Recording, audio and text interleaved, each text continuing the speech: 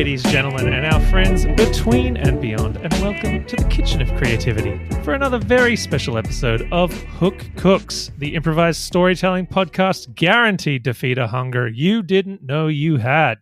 I am Mitch, the Monster Chef. My name is Dishbot. Tonight I will play the role of Jack. I am Connor, your larder critter. It is time to roll up our sleeves for another shift here in the Hook Cook Kitchen. My fellow chefs will be presenting submissions based on a pre-prepared prompt from our producer, Vinny. Together, we three will whip up a world, characters, and a story just for you, before serving up a radio play segment that we call The Plate Up. Do you have a prompt of your own? Send it through to cooksofhooks@gmail.com or reach out to us on social media at hook_cooks. Chefs, BFFs, let's get cooking. Jack, what is the prompt? The prompt this week is Liminal Slug. Liminal Slug. Liminal Slug. It's like anything from a limousine.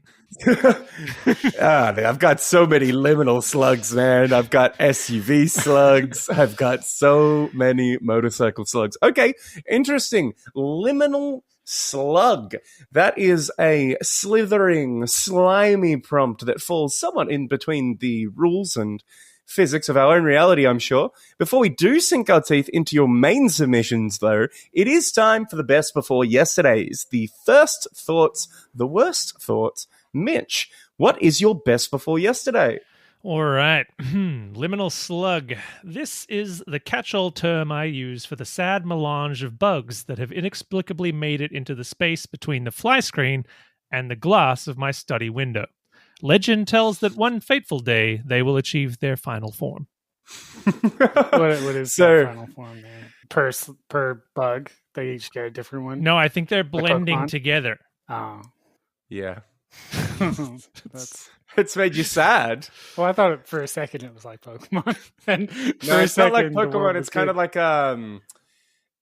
like a lot of dead bugs.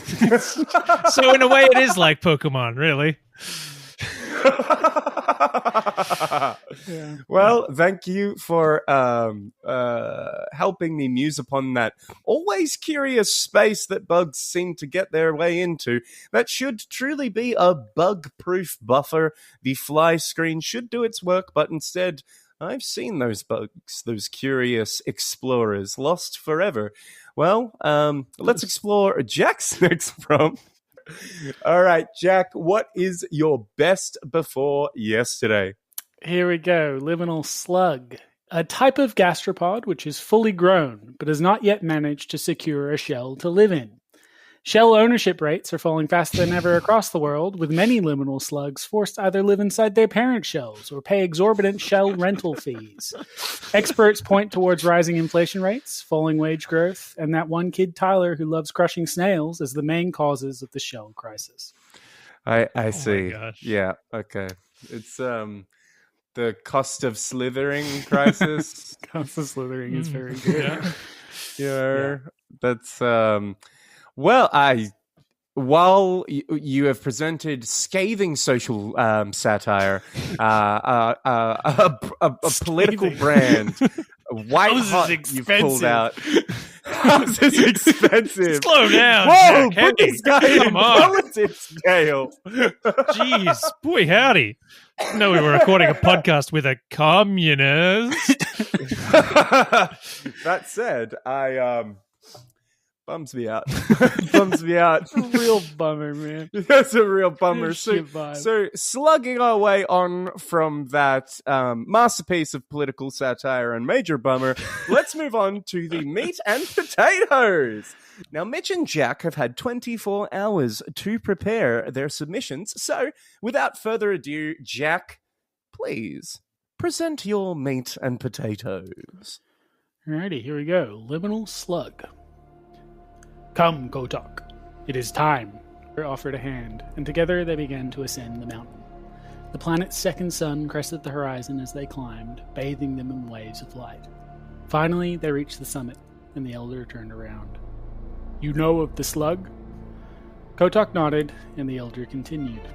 It is an honor to be chosen. Should you find your way back here, you will be changed. It was the same for me, as it has been the same for countless others.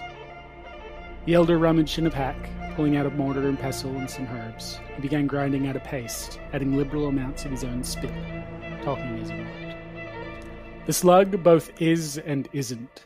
It is large and small, in a single place and everywhere. It is fast and slow, wet and dry, cold and hot. Yet amongst these polarities, there exists a pair of single truths. The slug is hungry, and, fast as lightning, the elder scooped a handful of mixture from the mortar and flung it at Kotok's face. Now, it smells you. Kotok stumbled backwards, hand moving to wipe his eyes. As he did, he heard, felt, a deep rumble somewhere in his chest. He caught a glimpse of the elder's smiling face as darkness surrounded him, and then Kotok was gone. So this is sort of like a ritual on this alien world where people get fed to this slug that's like eating things from other dimensions, and so like the inside of it is like this sort of amalgamation of weird cosmic power. And then they come out the other side and they're like more powerful, I guess, in some way. I didn't really figure that bit out of it. They're changed. Yet, yeah, the slug changes them because it's in a state of change. No, I like the intersection of doing like a kind of like this almost like Aztec ritual, but like through the lens of an alien world, like removed from our own kind of like expectations. Yeah, I didn't want it to be centered around any culture. It's just like a ritual, I suppose. I'm interested deeply in several pathways that are on offer via your mostly spit-based goo. Before we do completely slake our appetites with your slimy spittle, Mitch, please present your meat and potatoes. Fashioned from the slimy excretion of those 100-foot-long slug monsters that spilled into our Earth comes the latest and greatest in advanced military tech. I know we were all scared when those oozing slugs arrived, but thankfully our patented slug milking technology allows the techsperts here at Liminal Slugs to process that icky juice into profit in a way that is totally sustainable and cruelty-free. We'd like to now share with our lucky early investors the chance to get in on the ground level with a product sure to send you or your enemies out of this world. That's right, folks. We've got plane poppers, we've got warp shot, and even our realm-bursting rockets. Whatever the needs of your military coup, fascist regime, or small-town hunting accident, Liminal Slugs has you covered. Liminal Slugs are recommended for use by trained professionals. They take no responsibility for liability or injury to persons or property, whether physical, psychological, emotional, or transdimensional. The assertion that the people shot with Liminal Slugs come back 2 weeks later and are evil has been certified as slander in the Norwegian Supreme Court. Okay. So I went with the other way of using the word slug. So this is yeah. Both ways you but did. It's like guns. You did it slug two ways. They shoot you, and this is it sends you out of time and space into the in-between place. I like very much this is I'm seeing kind of an intersection of ideas. This like both of you have thrust a slimy fluid to it's a normal thing to say. Why are you laughing at me? Stop laughing at me! You thrust your slimy fluids, and that's art, baby. I think the idea of the like ritual thing could be that like to unite, because immediately my brain is swelling with ideas on how to unite these two concepts. I think it could be very interesting if there is a sacred, slug juice or whatever it is, and that is used in the ritual that is like known, right?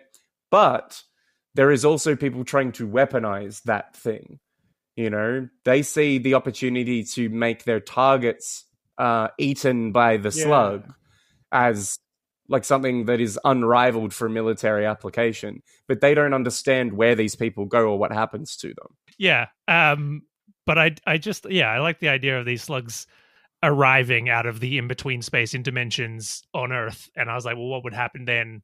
Immediately someone would try and make them into a weapon. Perhaps the idea of them being weaponized can be taken in more of a direction that's closer to kind of the aesthetic that we've already been thinking about with this alien world, right? If we have this alien world and it's semi-primal, right, then perhaps it's more about, antagonistic elements trying to kill the slug, find and kill the slug, right? And your people protect and know the slug. You're the only ones who do. You're the only ones who know what the paste does. You're the only ones that ever come back from the liminal adventure, right? And it's hard to explain what happens. Of course it is. And hopefully we'll get into that. But that way we still hold that adventure into the liminal space, like in our card of things that we can do. Because I like the idea that it's not just someone disappears and comes back. I like the idea of going into this liminal space, because it's the most unique element of the prompt, and like playing with what would that liminal space be like to experience. Yeah, and how does that differ, if it's someone who is like ritualistically prepared for this journey versus, someone's hit with an arrow coated in slug juice and jack spit, which I think are the main two ingredients. Those are the two. Yeah. There's a lot of jacks just gob in there. Machine baby. It's too much thickness, man. I really like this idea. I think this is kind of where I'd want to take it. I'd want to keep it in that kind of setting where it is like a primal or semi-primal setting. No electricity, no ray guns, no lasers or anything. And it's on a world. I don't mind if there's like aliens have come to take the slug juice. I don't know what the antagonistic force is. Well, I think we here. should play in the setting, right? If the setting is like kind of tribal aliens, I don't necessarily know if we need. What about extraterrestrial aliens? I mean, I think. I agree. Yeah. If we're going into the liminal space, or at least adventuring there, that's in between this world and something else, right? So it's possible that this threat could be coming from the other side, like through the liminal space. Yeah. Okay. Interesting. In which case it could be the United States military-industrial complex. Or something else. Or the slug might die, in which case... Yeah. I mean, what does the slug give to you? Cool. It's a cool slug. He's a good friend. Cool. He's got cool stories. Nice mustache. I don't know. You make up a MacGuffin for like the slug. I don't know. Provides wisdom. Yeah, like that sort of MacGuffin, or like you harvest its secretions in some way, or you do something with it. It imbues you with I would say power. that it's just like the spiritual. Yeah, it's a protector. Icon of your tribe or your clan. Like that's your icon, your embodiment, your symbol, your strength. You are the Slug clan. And you wear those medallions, and it's how you identify yourself. You would protect it with everything because it's your identity. It's like why would you defend your god? Yeah. All right, cool. I like this slug idea. We've got a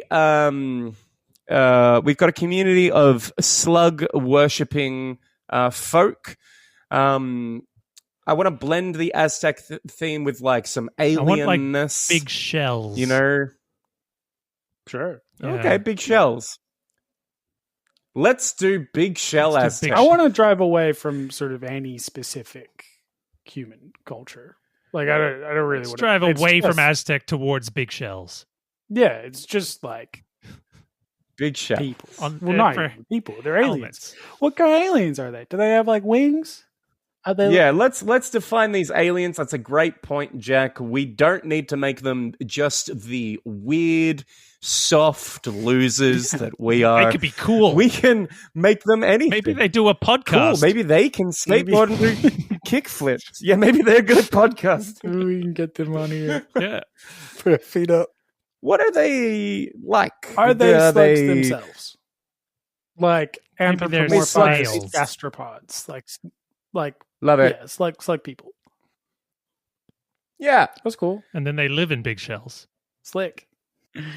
And so are we doing the thing where it's sensing a threat, or is it the other? I guess the other approach to it is like sort of like tailing off something that you said earlier, Connor, in that there is like another maybe I don't know, tribe or culture on this planet that don't like the slug, and maybe they've found a way in, and so we don't have to worry about like what is like some interdimensional threat to the slug.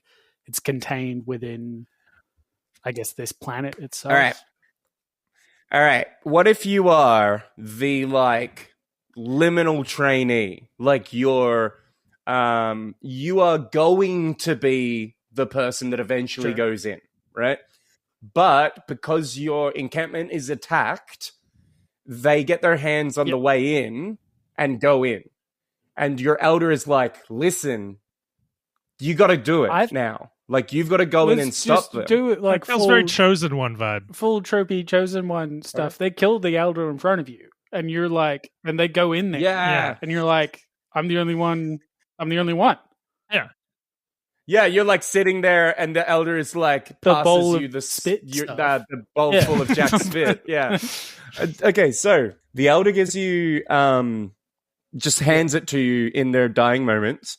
You are essentially an apprentice, a Padawan, learning about this, but you're not completely prepared, right? But you're certainly going to be more prepared than the people who went into it without like a lifetime's worth of training.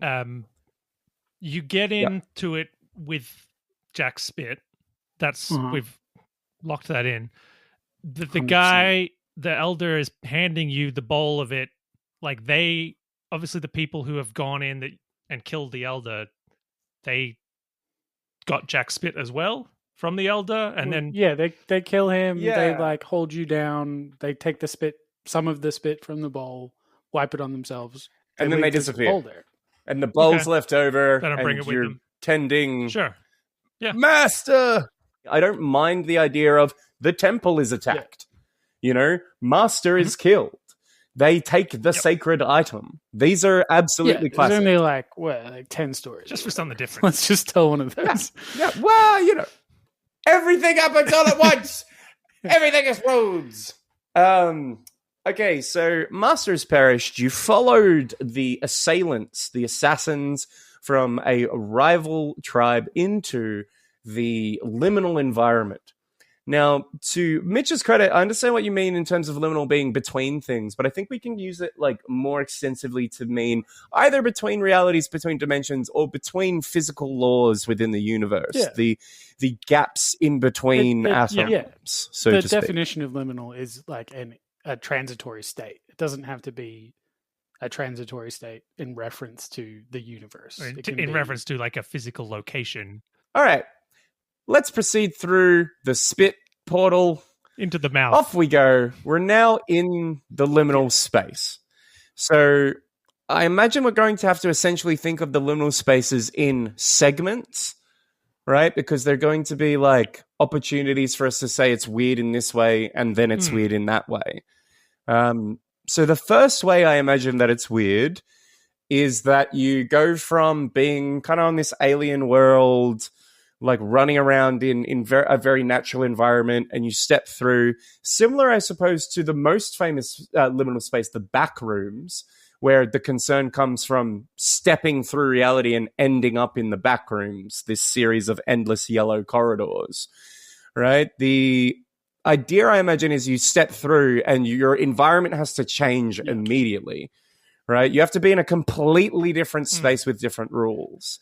So what location should we go to? Like a industrial complex, a warehouse? Is it, you know, a big rubber sphere?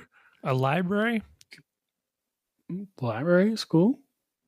What if it's a library and it's 0G? 0G library is very cool. And it's just all the books and shit are kind of floating. It's like the library itself has been torn out of the earth and thrown into space.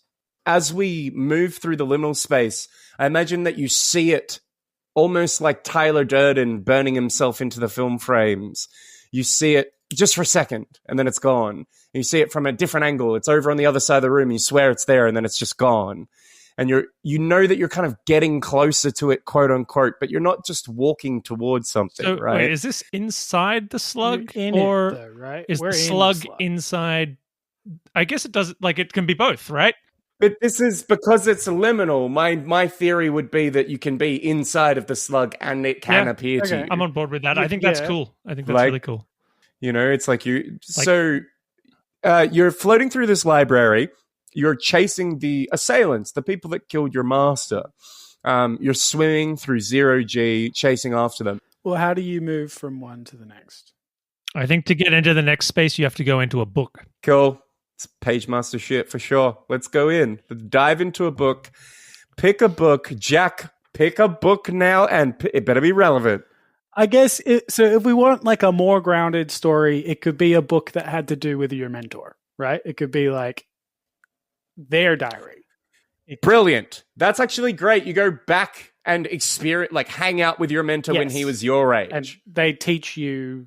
And they talk about how scared they were when they first went in. Yes. Right? That's cool. And then they hang out with you and you get some closure and stuff. Yeah. They sort of still exist in the liminal space. Or maybe it's the slug. Maybe whole time. it's the slug appearing as the master. Yeah. Okay, so that's cool. I like that one. You go back in What time with space do you think, does that happen back in your village? Like you go through the book and suddenly you're there, it's like 20 years in the past, or is it some different space? I think it has to be that, but weird, right? Like everything has to be kind of melting, like running like ink into the sky. You're experiencing like the fabrication of a memory. You're not, and maybe like everyone else is like pale and dull and like because they're like your mentor's memories. Like he's there as a fully formed, sort of visible and interactable person. Yeah. But everyone else that you sort of know, like all the other villagers, are like pale imitation shadow. Yeah, and he can interact with them, but you can't. You know, you do some like Ghost of Christmas Past bullshit. Okay, I like that. That's cool. It's a little bit more grounded. Maybe it is time for us to introduce a bit of salad to our creation. Yeah. Yeah, we could do that. We could head on over to the side salad station right now, where my mom Claire has put together a cornucopia of freshly picked farm-to-table prompts that we are yet to sample. We're going to pick one at random by spinning this big wheel, and whatever we get, we will add to our meal. Yum, yum, yum, yum, yum. Okay. There's wizards in this world. There are wizards. There's wizards in this world. Maybe that fleshes out a little bit more what the antagonists are. There's this very magical creature. Right? I like that. Okay, so you guys are kind of like more naturalists, but there's like these academics, the probing scientist of the medieval world, digging too deep and too interested in knowledge. They're trying to capture and perhaps milk, as Mitch so lovingly said. Weaponize the slug. Milk the slug and weaponize it not for bullets, but for spells. Yeah. Mm. You juice up. It's like wizard roids. Yeah. Perfect. You know? Just like wizard steroids. Yeah. And let's just say, because I'm starting to have a lot of fun with this, let's just say it's also wizard steroids. So these wizards have been finding a way to get like a drip of this. Like they've got a little bit of a line on it. Yeah. And as a result, like 9 of them maybe are fucking jacked. This is the last slug. Yeah. Oh, wow. This is the last slug, okay, right? yeah. These guys are fucking like... It's an army of jacked wizards. They're Jacked freaking out wizards. because they've run out of supply. Like they're jonesing for a jab of slug juice. Well, that's okay, cool. And this slug is the only slug that has made a connection with the world. It's bonded with these people. Interesting, because the slugs don't need to be like brainless slugs. They can have like a higher, I think, like purpose and design. If we are gonna do the twist where like your mentor is like the slug the whole time, then they sort of need to be, right? Yeah. Yeah. Okay. Cool. I really like that. I like that a lot. I actually think that helps. The antagonists being jacked, swole wizards is very funny to me. And they are like roid rage. Yeah. Like they cannot control themselves anymore. They are addicted to it. They are ruining their bodies and their livelihoods. But they're fucking so swole. They're so big. They look like rhinos Conan the pushed Barbarian inside human-shaped stockings. Well, actually, are they humanoid? Because of course, these I'm just are thinking of jacked wizards. It's an alien world. Yeah, I'm thinking of like steroid abusers with like cloaks and a pointy hat on. Right? That's what I am also thinking of. That's. But I'm just saying, like, have they come then from a different world? This is a fantasy realm of our own creation. They can be on that world. It's fine. I think for me, they're just jacked wizards, right? And they're on an alien world, but it's Star Trek rules, right? Yeah. Where there's a million aliens out there that look so much like us, and they just explain that away by saying we fit within the normal humanoid bell curve. Yeah. Yep. It's just cool. They're jacked as fuck. Maybe they have yellow eyes. They could have eyes. been also traveling from other planets, stealing the worms as well. Yeah, hunting the slugs. Hunting the worms. The last distant remnants of the human culture, all that's left as it's traveled through space, hunting slugs for Roy. Feeding on slugs. Okay, this is good. I'm really liking this story. I think we should start to bring our magnifying glass onto what part of the story we want to flesh out for the plate up. What scene in particular speaks to you? Like, I'm curious about what you do to stop the wizards, but that can just be something that we leave. Well, let's maybe put a little bit of a spine in here, right, around like what they're trying to get to the slug within the slug, or there's something that they're looking for specifically within the space. We don't necessarily have to flush that exactly out. It's a MacGuffin. It's the ambrosia within the slug, right? That they're the heart, the heart, the heart of the slug. That's perfect, and that's got all the concentrated liminal slug power. Yeah, absolutely. It's like this is where it comes from. The slug's heart has the most limmy juice in it. Got to get that limmy juice. We've sort of danced around this idea that you're being led through this by like an apparition of your mentor, and that maybe at the end that it becomes clear that is the slug, and the slug is guiding you, and like it's like a bond between the slug and the person filling your role through your generations relationship with the slug. So I feel like the resolution has to have something to do with that relationship for there to be a reveal after it that the slug is the slug. And we sort of want, I think, an instance where the lead character overcomes their fear and insecurity of not being ready, not being able, because this has all come on too fast for them. Yeah. Right? Because they didn't feel ready. They meant like they were pressed into this. So that the slug starts saying, like, you can do things here that they can't. Yeah. Yeah. I know you don't believe in yourself, but I do, and that's the mentor, but we learn later that that's the slug talking to this apprentice, talking to the Padawan, saying the power, like, I believe in you. Maybe there's an instance where like before you realize it's the slug, the mentor is like, I've still got a little bit of power, I'll try and push them away, and you have the sort of moment of like, no, like I've got this, now, like I'm ready to. I like the idea that the slug is helping you get to it. Right? That is what it's doing. It's trying to get you to it. It needs to get you to it so that it can empower you in some ways. Finish the training or finish the process of becoming the slug guardian or whatever it is. Is it like you should have done this like without peril? Yeah. You've got to get to the heart to like fully unlock your power within this liminal space, right? Like that's what it's been telling you the whole time is you need to find like the heart is where you bond with the slug. Yeah. And that's how it's happened in the past. It's like an avatar state Yeah, kind like of an vibe. avatar state kind of thing. That's Yeah. where that bond is created. So you need to find your way to the heart. You get there.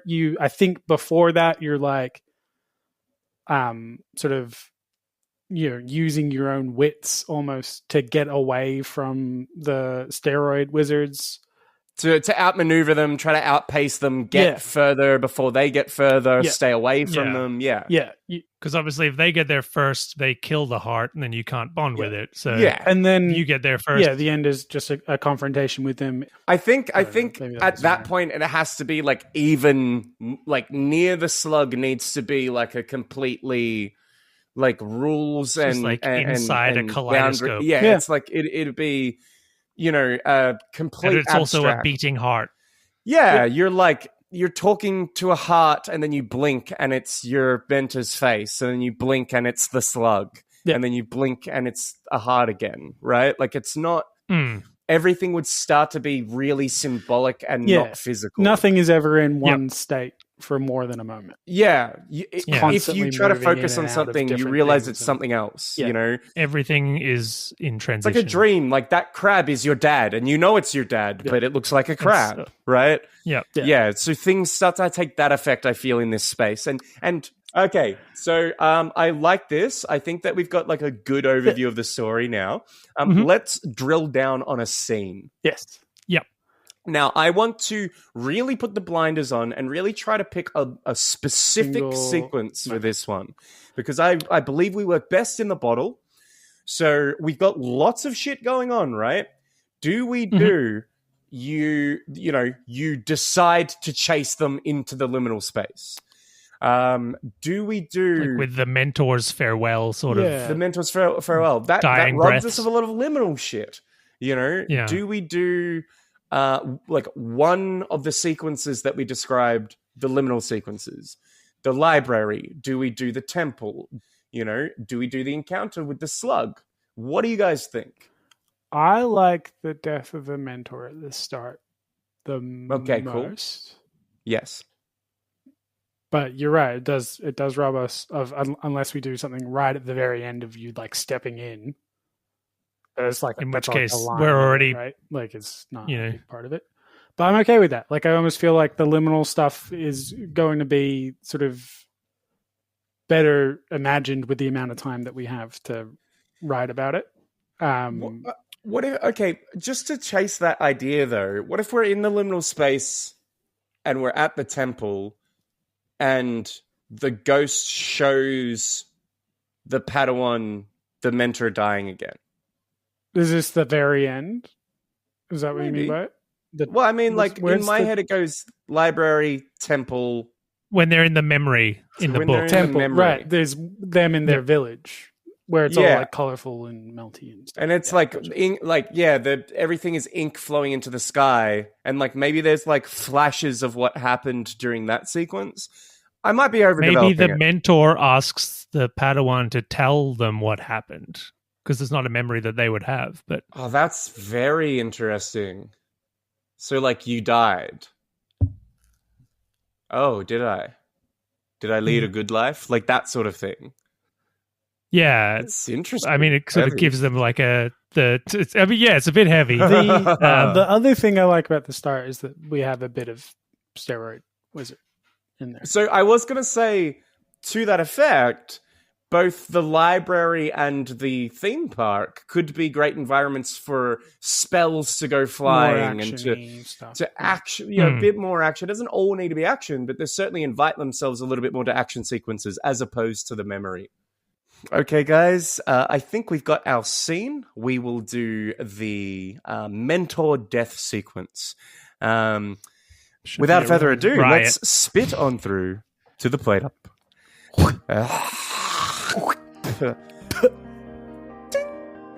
you got some metal.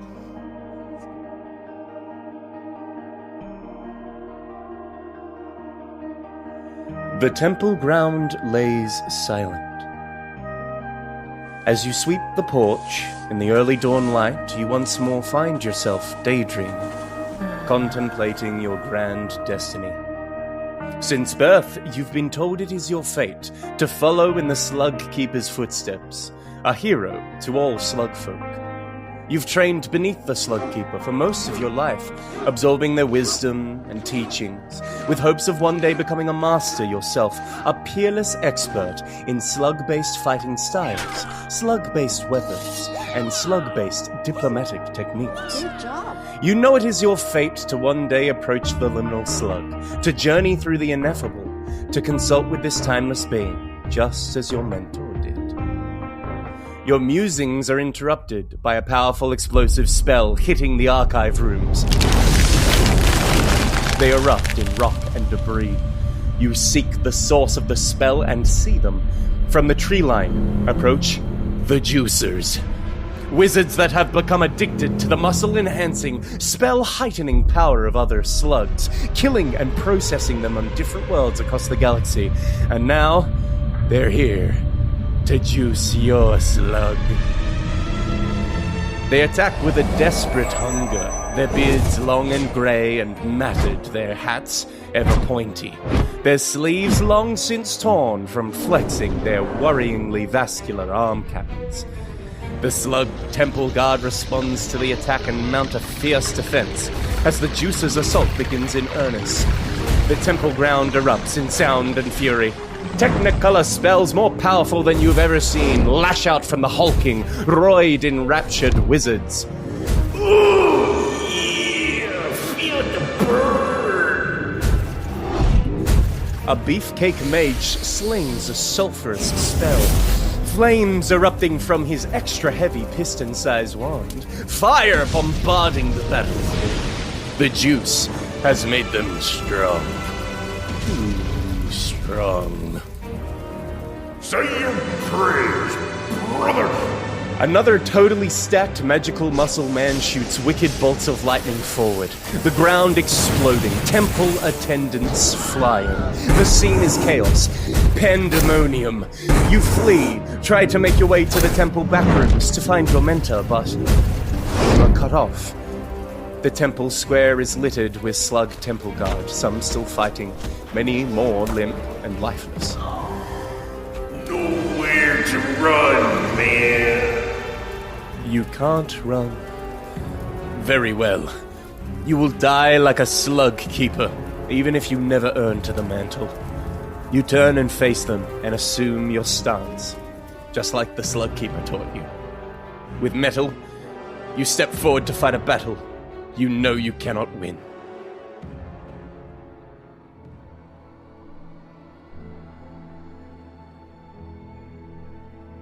The Slug Keeper flies from the balcony above, crashing into a pack of juicers as they advance upon you.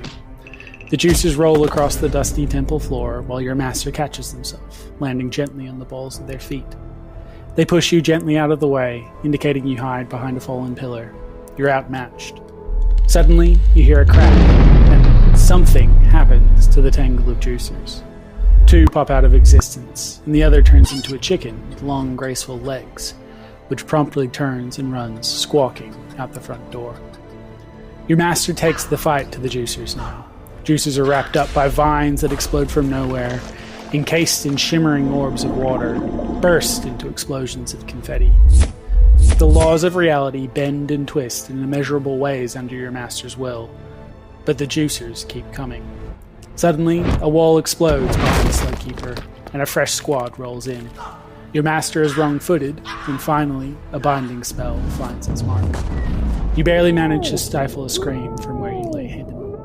The juicers high-five each other, overinflated chest slapping an overinflated chest, and then they wait, gazing expectantly at the hole in the wall.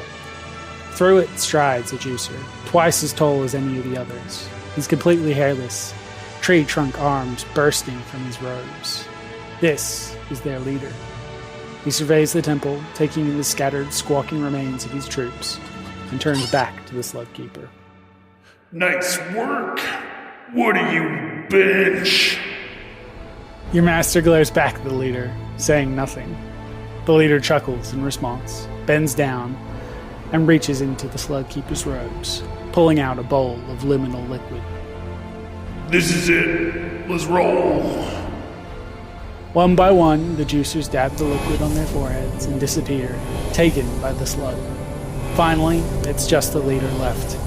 He drops the bowl, stomping on it with a massive, veiny foot, and lazily waves his wand at your master as he steps out of reality and into the slug. A gigantic purple fist bursts from the wand, exploding through the master's chest. This time, you don't go back to your screen.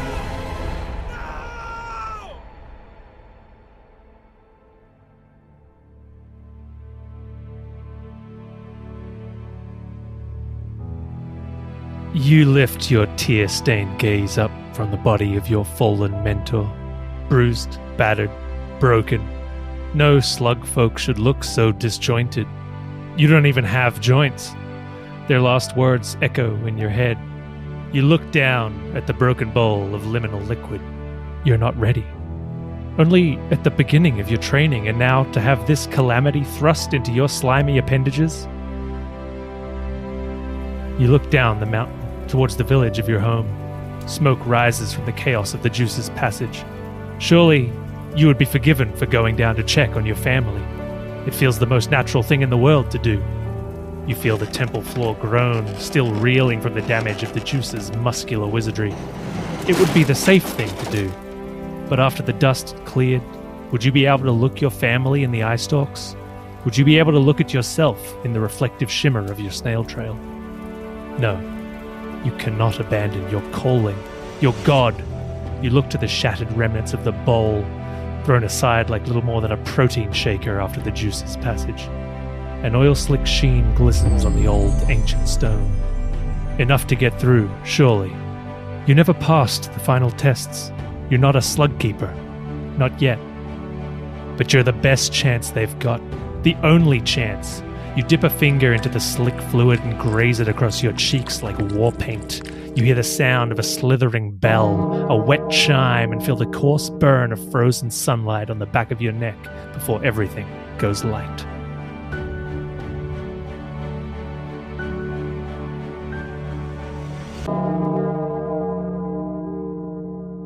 What do you bench? What do you bench? Well, I mean, we have some beefcake opponents in this one. A very muscular episode that we've ended up producing. Funny that is what came out of the... There are wizards in this one, side salad. Yeah. Sort of that's just all part of the magic, right? Interesting way to take it. How do you feel about this one, guys? Do you feel like you've, grown as people? Do you Certainly think you've expressed yourself muscularly we've creatively? grown, I think. I don't hate it. I feel like is pretty fun. Is good one. Is good. I think I like a slug. I like a slug, people. I like to include some... Yeah, I'm more of a moth guy. I You're a think bit of I've a mentioned moth that head. before. Yeah. I'm a moth head. Classic moth head. But that's okay. I do have a love for the Bit of slug. slug love. Well, thank you for joining us here in the Hook Cook Kitchen. If you have a prompt that you would like us to turn into an episode, you can shoot that through to cooksofhooks@gmail.com or use @hook_cook for the socials. That's right. And if you enjoyed this show, please leave us a review, share us with your friends or on the socials. Every extra like we get, we remove one slug from the meal. So it's really in your own favor to spread that. Thank you to Holizna, who we thank for our opening theme, Sailing Away. And of course, thank you to Jack's mum. Thanks, Mom. Thank you.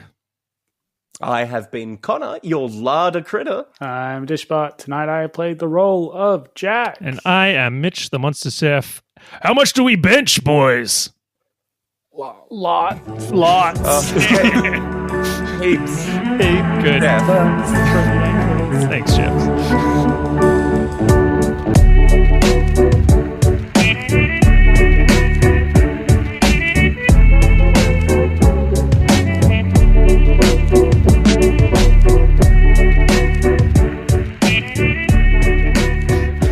We harvest this from Jack. Am I the slug? We don't know how much just wet, slick gack this boy got left.